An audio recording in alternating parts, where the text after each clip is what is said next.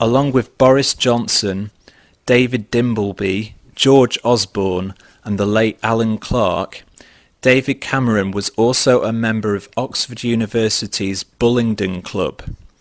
Dressed in tailcoats, members of the club would ritually stage drunken, gluttonous feasts, culminating in the trashing of the entire restaurant before flashing cash and credit cards at the proprietor as if that made everything okay. Such a rich boy mentality is disturbing since Cameron now has the chance to wreck his biggest establishment yet, the entire country. Only this time I don't think he'll be offering to pay damages. Cameron is, albeit indirectly, now a member of the Astor family through marriage to Sammy Cammy.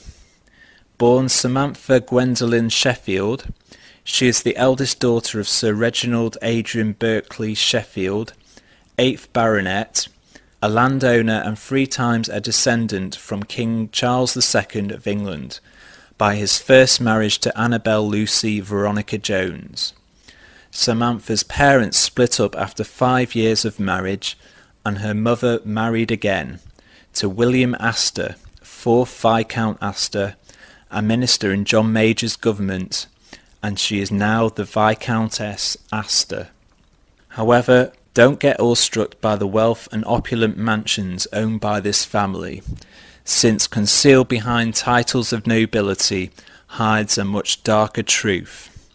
The modern-day Astors are actually descendants of a liar and crook who was given a nod and a wink by the Illuminati to establish a fair trade monopoly in the 19th century. Creating monopolies within a supposedly free trade system has for centuries allowed the controlling oligarchy to maintain their position at the top of the pyramid of power, which is why J.D. Rockefeller called competition a sin.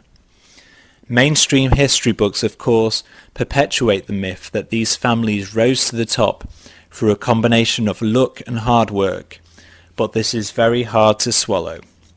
Supposedly, John Jacob Astor, a butcher from Waldorf, Germany, described as lacking charm, wit and grace by the DuPont family, was able to make $200,000 profit from shipping furs in 1807, at a time when the US government had placed an embargo on all US ships from sailing with goods.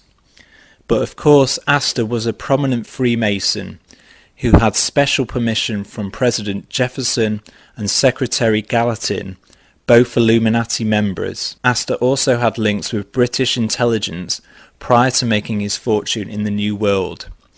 Quite how this lowly butcher managed to secure the backing of British intelligence has never been fully explained. However, it seems likely that the Astor bloodline goes back much further than the family's airbrushed biographies would have us believe.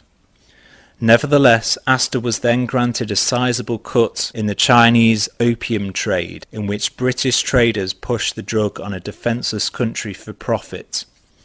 The Astors then set up foundations, notably funding the Fabian Society, whose members included George Bernard Shaw, H.G. Wells, as well as both Tony Blair and Gordon Brown in recent times.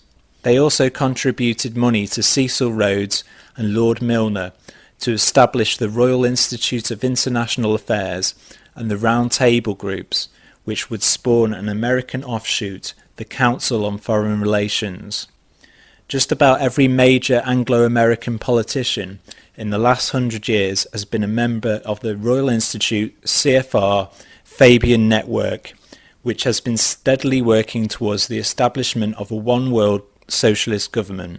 In his own words, Rhodes admitted to working for the furtherance of the British Empire, for the bringing of the whole civilized world under British rule, for the recovery of the United States, for the making of the Anglo-Saxon race into one empire.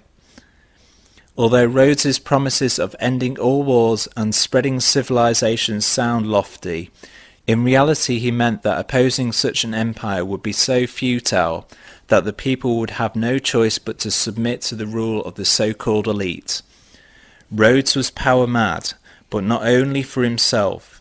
The purpose of his amalgamation of the diamond and gold mines of South Africa was to further the British Empire, with the monarchy at the helm. As a disciple of John Ruskin, he believed that his goal was to show the eternal superiority of some men over others, and if possible, one man over all others.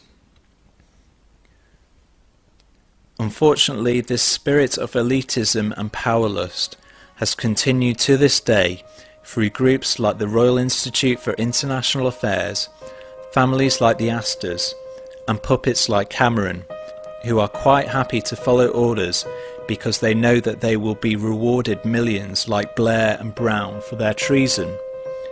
Meanwhile, the public blindly goes along with all the planned austerity measures, tragically believing that the casino economy, which the same globalists created and crashed by design, is actually worth saving. I guess that's just the price we pay for believing lies.